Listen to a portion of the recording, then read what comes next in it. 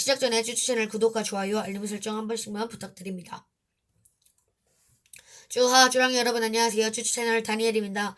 오늘 뉴스 시작하겠습니다. 이번 주 일정은요. 일단은 내일은 방송 없고요. 금요일날 뉴스하고 저녁에, 그리고 토요일날은 뉴스하고 대전대 전북 그거 하고 커뮤니티에 다 공지했어요. 그거 참고해 주시면 좋을 것 같고, 토트넘 웨스트햄 프리뷰와 끝나고 후토크까지 4개 방송 준비되어 있습니다. 많은 관심 부탁드리겠습니다. 그럼 오늘 뉴스 시작해 보도록 하겠습니다. 자, 손흥민이 사우디 1,600원 거절을 했죠. 사우디. 하지만 레바민 바르셀로나는 러브콜은 어떨지, 이게 루머긴 해요. 루머긴 한데 계속 도는 거 보면 러브콜이 있었을 수도 있어요. 그렇기 때문에 이거는 무조건 제가 전에도 말씀드렸다시피 손흥민 이적설은 이적 시장이 돼봐야 알 수 있거든요. 그렇기 때문에 토트넘에 잔류를 할지 아니면은 또 어딘가로 이적을 할지는 이적 시장에도 루머가 많이 돌아요. 사실 이적 시장에도 실제 뭔가 확실한 러브콜보다는 루머가 많이 도는 거는 손흥민 선수의 이적설이 사실인데, 이번 이적 시장은 한번 지켜보도록 하겠습니다. 이제 계약이 만료되기 때문에. 김민재를 지도한 투엘 감독이 잉글랜드 대표팀 사령탑에 부임했다고 합니다. 2025년 1월부터 그 직을 수행할 거고요. 또 어떤 명단과 어떤 라인업과 함께 어떤 결과를 이뤄낼지도 궁금합니다. 그리고 황의조가 유죄를 인정했고, 그런데 튀르키예에서 계속 뛴다고 해요. 근데 그 점에 대해서는 제가 다시 나중에 언급을 한번 더 하도록 하겠습니다. 이것도 영상으로 나온 게 아니라 루머긴 한데요. 데리으트가 벌크업을 하다가 김민재보다 느리고요. 일단 근육을 키워 속도가 저하됐다는 이유로 컴퍼니 시스템과 맞지 않아서 나가게 됐다고 밝혔습니다. 이것도 확실하게 본인 피셜은 모르겠는데 일단 나와 있어요. 그래가지고 이게 확실하게 본인 피셜인지는 나중에 다시 확인시켜 드리겠습니다. 볼리비아와의 경기에서 메시 아르헨티나가 6대0 승리를 차지했죠. 그 가운데 37세 메시는 나이가 무색하게 3골 2도움을 기록하면서 멋진 활약을 보여주었어요. 그래서 다음 월드컵도 생각을 해본다고 하고요. 마지막 경기가 마지막 경기라고 생각하고 열심히 뛴다고 합니다. 그리고 맨시티 키퍼 에드르송이 사우디의 제안을 거절을 했고요. 실제로 오퍼는 있었지만 잔류를 선택했다고 합니다. 그리고 가르디올라와 결별한다는 얘기도 나오고 있어요. 포르투갈 신흥 명장 후백 아모림을 후계자로 낙점을 했고, 이제 계약이 점점 만료가 돼가고 있기 때문에 펩을 결별할 가능성도 있다고 맨시티가 잡고 있습니다. 자, 그리고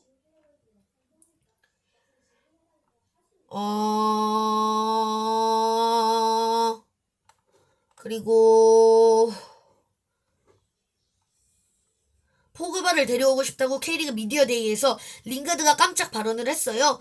그랬는데 이게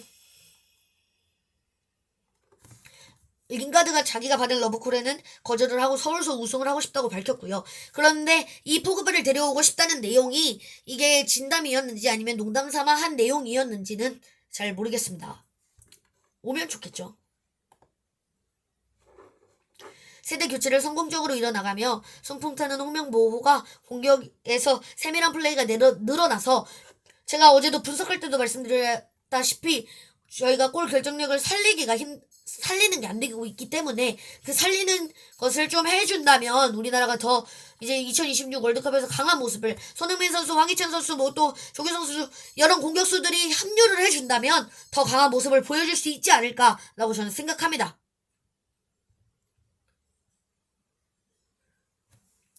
그리고 손흥민과 황희찬의 부재에도 오영규와 배준호는 이번 두 경기에서 펄펄 날아올랐습니다. 이승우 선수는 출전 시간이 부족했던 것은 사실입니다. 그리고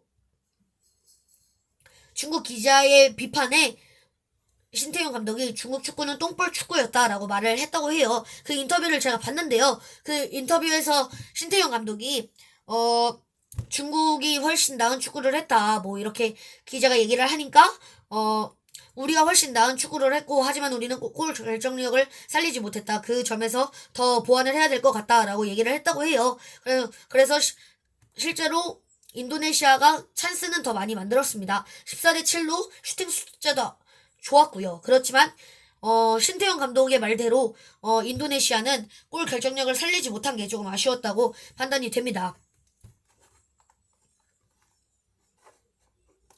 그리고 루카스 베리발이 부상당했어요. 스웨덴 대표팀에서 부상을 당해서 낙마를 했는데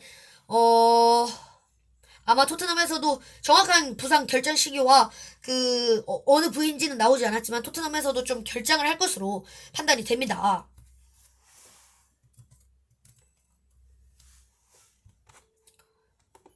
이제 오도베르와 히샬리송도 돌아온다는 얘기 있고요. 손흥민도 돌아올 것 같고. 근데 베리발이 다쳤습니다.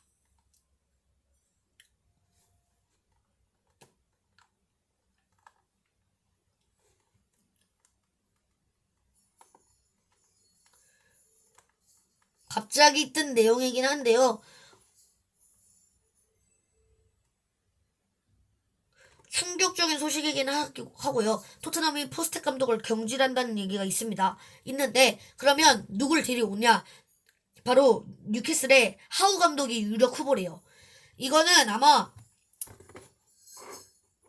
그 상중하로 나눴을 때 그 공신력이 한 것 같습니다. 이거는 아마 좀 더 쓰겠죠? 아마 뭐 네. 그리고 이미 계약을 마친 루카 부스코빅 17살이 크로아티아 신석 센터백이 이제 토트넘에 2025년부터 합류를 한다고 합니다. 제2의 판더벤이 될지 키도 193으로 무척 크거든요. 제2의 판더벤 선수가 될 수 있을지 그래서 빠르고 또 판더벤 선수 같은 선수가 성장한다면 판더벤과 나중에 차후에 토트넘 수비를 확실하게 책임질 수 있을 것 같아요. 그리고 이제 몇 달 후에 1월에 양민영이 토트넘에 합류를 하죠. 기대가 됩니다. 손흥민이 진짜 돌아옵니다. 백손이라는 그 글자를 남기고 웨스트햄전에 복귀를 한다고 하고요. 근데 그 문제의 차이예요. 과연 손흥민 선수가 돌아오자마자 선발이냐 아니면 후보 전력에 분류가 돼서 후반전에 들어가느냐 그 차이인 것 같은데 제가 볼 때는 선발로 들어올 것 같습니다. 만약 복귀를 한다면. 양민영이 곧 합류하지만 에제를 두고 맨유와 경쟁을 한다고 합니다. 에제의 영입설은 꾸준히 돌고 있는데 이거는 안 올 수도 있을 것 같은데. 뭐 포로가 레알이 부른다는데 아마 이거 토트넘에서 안 보내줄 거예요. 로메로도 안 보내줄 거고요. 왜냐? 토트넘의 핵심 수비들이잖아요. 이 두 선수가 빠지면 토트넘은 물론 판더벤하고 우독이 중요해요. 네 선수가 다 중요해요. 이 네 명의 선수가 토트넘엔 다 중요한데 그 중에 두 명이 빠진다? 그러면은 토트넘에서는 좀 수비진이 불안하고 또 수비진에서 좋은 모습을 보여줄 수가 없기 때문에 아마 포로와 로메로를 레알로 보내지 않을 것 같습니다. not for sale이라는 문구를 넣으면서 레비가 로메로 영입 시도는 단칼에 차단했다고 해요. 손흥민하고 히샬리송 주말 경기에서 동반 출전을 한다. 동반 명단에 돌아온다고 합니다. 히샬리송은 손흥민은 선발로 나올 수도 있는데 아마 히샬리송은 돌아오더라도 벤치에 있을 것 같습니다. 토트넘에서는 에이스지만 판더벤은 반다이크에게 밀려서 국대에서는 조금 경기를 뛰지 못하고 있습니다.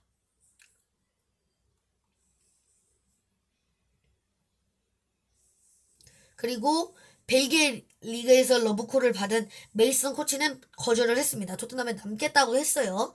선언을 했어요. 그리고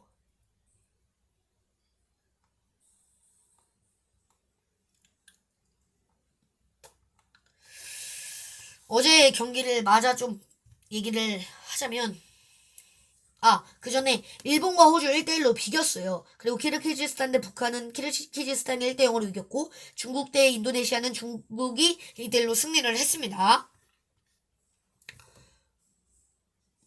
그리고 어제 이라크전을 봤을 때 제가 보기에는 어,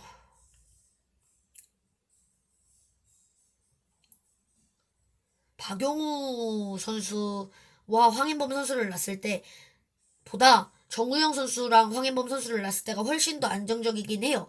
그렇게 생각하시는 분들이 훨씬 많아요. 근데 왜 박용우를 계속 쓰냐? 그건 정답이 나와 있어요. 왜냐하면 사실 정우영 손흥민 선수보다 나이가 많아요. 35살인가 36살인가 아마 그런 걸로 알고 있는데 그 선수를 북중미 월드컵까지 데려간다는 보장을 할 수가 없어요. 주민규 선수도 마찬가지고. 북중미 월드컵까지는 제가 보기에는 데려가기는 어려울 거라고 생각을 해요. 정우영 선수는, 주민규 선수는 잘 모르겠는데, 정우영 선수는 아마 데려가기 힘들 것 같다고 판단을 했는지, 박용우 선수를 계속 씁니다. 저는 근데 그 생각도 있어요. 박용우 선수를 쓰는 것도 좋은데, 백승호 선수를 만드는 건 어떤가? 그때까지 2년이라는 시간이 있는데, 백승호 선수를 확실한 수비형 미드필더로 만드는 거는 어떤가? 라는 생각이 들기도 합니다. 너무 버밍엄에서 충분히 잘해주고 있기 때문에, 물론 3부 리그에서 뛰고 있긴 하지만 명단에 들었잖아요. 백승호 두 번 다 후반 늦게 교체로 출전했는데 백승호를 주전급으로 만들면 어떨까 이런 생각도 들긴 합니다. 아니면 황인범이 수비적으로 원볼란치로 서주고 이재성, 배준호 이제 예를 들어 손흥민하고 황희찬하고 이런 선수들이 복귀를 하게 된다면 저는 이렇게 생각해요. 골키퍼에는 뭐 김승규 선수가 다시 돌아올 것 같고요. 수비수에는 김민재, 조유민 선수가 워낙 또 좋은 폼을 이번 소집 때 보여줬기 때문에 조유민 선수를 제외하고 갈 수는 없다고 생각을 합니다. 그리고 백에는 역시 서령우 선수. 유럽을 가서 기동력이 더 좋아졌고 확실하게 너무 좋아진 선수인 서령우 선수를 써야 된다고 판단을 하고요. 그리고 이명재 선수 너무 좋은 크로스와 또 오버래핑을 보여주면서 이번 소집 때 좋은 모습을 보여줬던 이명재 선수가 또 한 자리를 차지할 것으로 보입니다. 제가 원하는 미드필더 구상을 하는 지는요. 황인범 원볼란치로 황인범이 중원도 가담을 해주고 수비도 가담을 해주고 공격도 가담을 해주면서 많이 뛰는 선수인 황인범을 차라리 백승호를 쓰지 않을 거면 그렇게 데려가면서 기동력을 더 실어줄 필요가 있다고 생각을 해요. 황인범 선수가 패스도 워낙 좋은 선수기 때문에 그리고 공격형 미드필더의 배준호, 이재성 이 두 선수를 쓰면서 배준호 선수가 좀 날렵하게 움직이면서 드리블도 하고 패스도 창의적으로 해준다면 이재성 선수는 약간 세컨 스트라이커처럼 들어가 주면서 그런 역할을 좀 맡으면 우리나라 축구가 달라지지 않을까라는 생각이고요. 또 윙어에는 역시 주장 손흥민 선수 나이가 이제 든다고 하지만 여전히 손흥민은 손흥민이기 때문에 또 출전을 할 것 같고 또 반대편 윙어에는 이강인 선수 워낙 이번 소집 때 탈압박 능력이 너무나 좋았고 또 패스 이제 내려와서 패스를 해주는 능력도 너무나 뒷공간 패스도 좋았기 때문에 계속 이강인은 사용을 합니다. 그리고 최전방에는 제가 보기엔 오세훈 선수가 가장 오영규 선수나 오세훈 선수 둘 중에 너무 행복한 고민이긴 하지만 조규성 선수도 쓰고 싶지만 지금 조규성 선수는 무릎 합병증으로 뛸 수가 없는 상태잖아요. 그렇기 때문에 오세훈이나 오영규를 번갈아 가면서 사용을 하면서 조금 높은 키와 오영규는 빠른 스피드 이런 걸 살릴 필요가 있고 그리고 경기를 지키고 싶을 땐 주민규 선수를 넣으면서 그 세 스트라이커가 돌아가면서 경기를 뛸 필요도 저는 있다고 생각을 해요. 하지만 오영규 선수와 오세훈 선수에게 기회를 더 많이 줘야 우리는 월드컵을 대비하는 팀이지 않습니까? 그렇기 때문에 월드컵을 대비를 하려면 이제 오세훈 선수나 오영규 선수 어린 선수들에게 더 기회를 많이 줘야 한다고 생각을 합니다.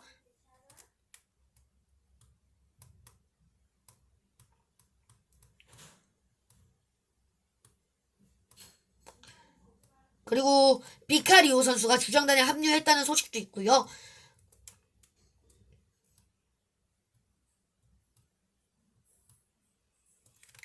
그리고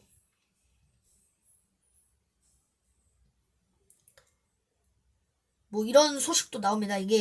이거는 아닌 것 같기는 한데 파머가 토트넘이나 가야 주전이 되지 뭐 다른 빅클럽에서는 주전이 되지 않는다라는 얘기가 나오는데 그럼 첼시는 빅클럽이 아니라는 주장인 거예요. 그 얘기도 나와 있습니다.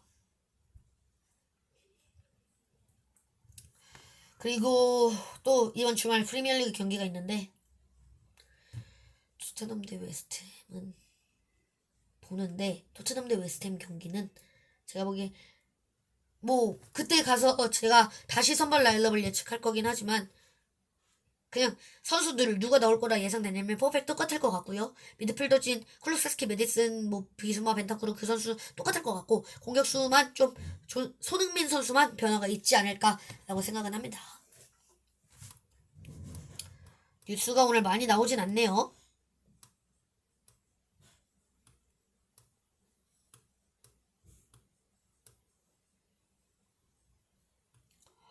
우리나라 축구가 지난번에는 또 아쉬웠다면 이번에는 또 완벽한 경기력을 보여줬습니다. 결정력만 조금 좋아지면 될 것 같아요.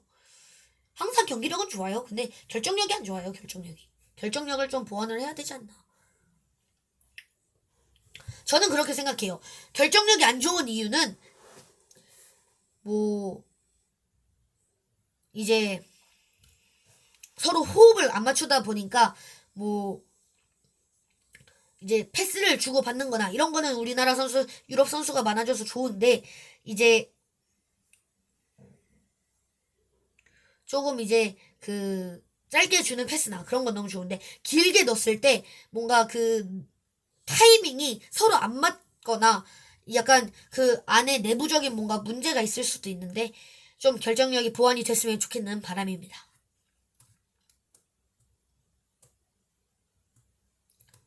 그리고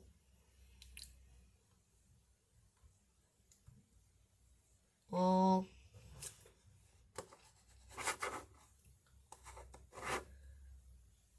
음,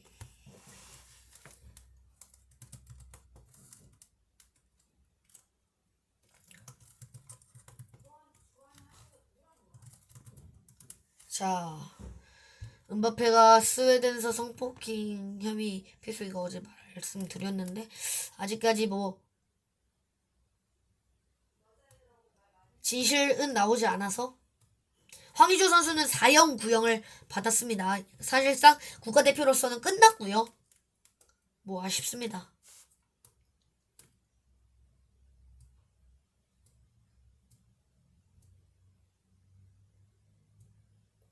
자, 메시는 진짜 대단합니다. 6골 중에 와 5골을 관여를 했어요.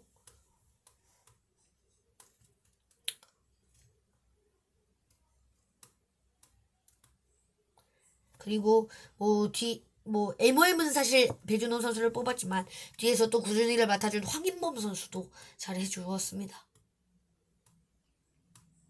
그리고 재밌는 얘기가 있었는데 그 이근호 그 팀 기성용 대 팀 히어로의 경기에서 이근호 선수가 뛰었잖아요. 중간에 해설위원회에서 내려와서 뭐 기성용이 도발을 해가지고 자기가 직접 뛰었다고 하는데 감스트가 아바타처럼 조정을 했다고 해요.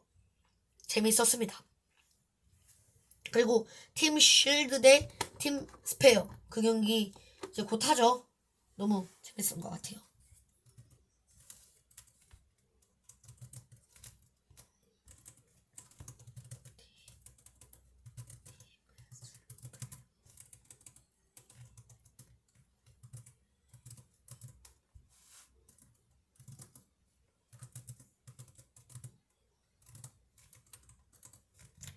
자, 그래서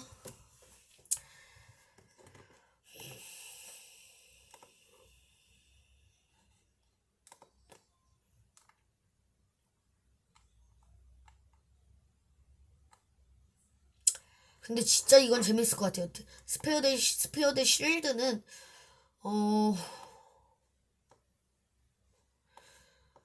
사실 공격수 선수들만 있는 거하고 수비수 선수들만 있는 거하고 이런 매치를 해본 적이 사실은 없잖아요. 이런 매치가 너무 기대가 되긴 합니다.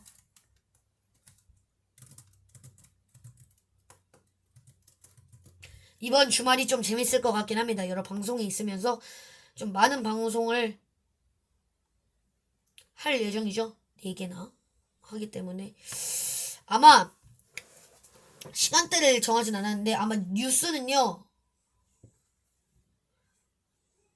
그 아마 대전 대 전북을 하게 된다면 그게 2시 경기거든요. 그러니까 2시부터 이거를 찍는다면 그 전에 아마 같이 묶어가지고 하지 않을까 싶고 그리고 또 그 아니면은 그 경기를 안 한다. 그렇게 된다면 이제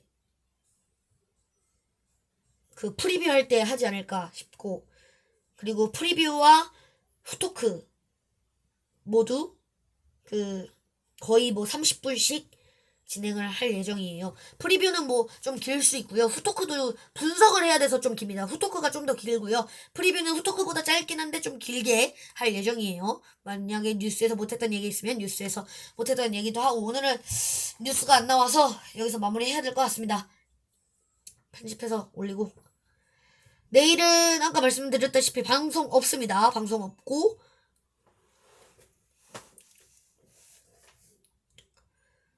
내일 방송 없으니까 그 요르단전 끝나고부터 올렸던 영상들을 시청해 주시면 감사하겠고요.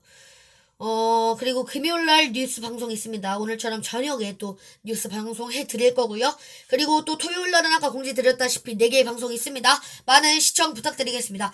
여러분, 오늘도 시청해주셔서 너무 감사드리고요.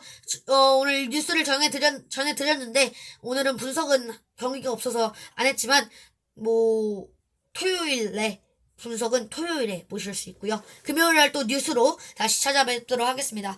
내일 뭐 방송 없으니까 잘 쉬고요. 금요일날 뵙겠습니다. 쭈빠! 오늘도 수고하셨습니다. 금요일날 뵙겠습니다. 안녕! 안녕히 계세요.